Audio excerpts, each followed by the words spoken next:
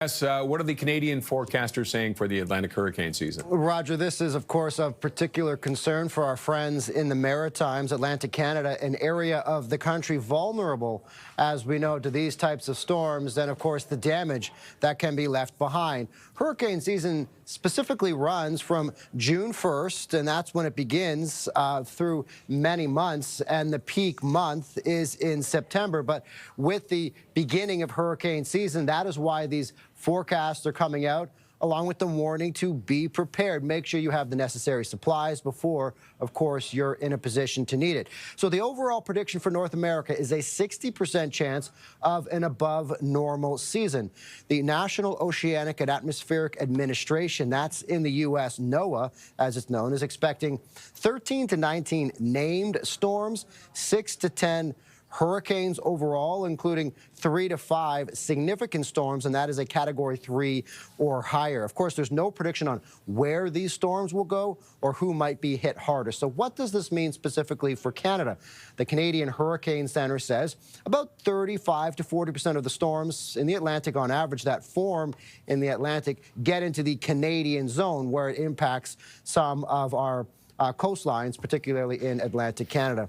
And 2 to 4 hurricanes on average, or tropical storms, enter the Canadian response zone on a typical year. Here's more from Bob Robichaud of Environment and Climate Change Canada.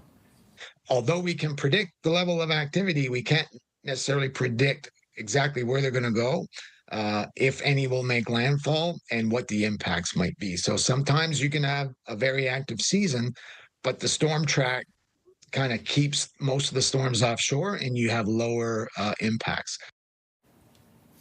And so the Canadian Hurricane Center said last year it tracked significant impact from several storms, but one specifically that entered the Canadian response zone as a tropical storm was Ernesto in August. Now, here's another side note as well. If you're curious about the upcoming names of this year's storm, here's the list that they're going to use, with the first 4 there being Andrea, Barry, Chantel, and Dexter, Roger. All right, I've got a buddy who's named Dexter. On a more serious note, though, some funding cuts south of the border. Is that a concern up here?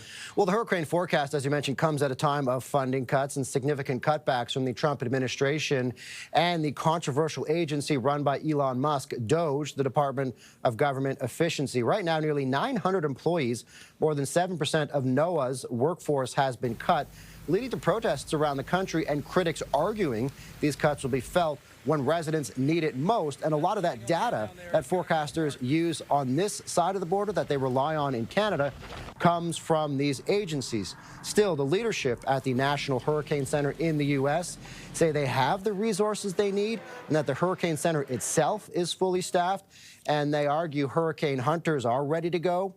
And specifically, the agency doesn't rely on one single method to gather their data. So there is concern south of the border about these budget cuts, but we heard from the Hurricane Center just yesterday saying that they are staffed up and that they are ready to go, Roger. All right, Scott, thank you for that. Thanks, Roger.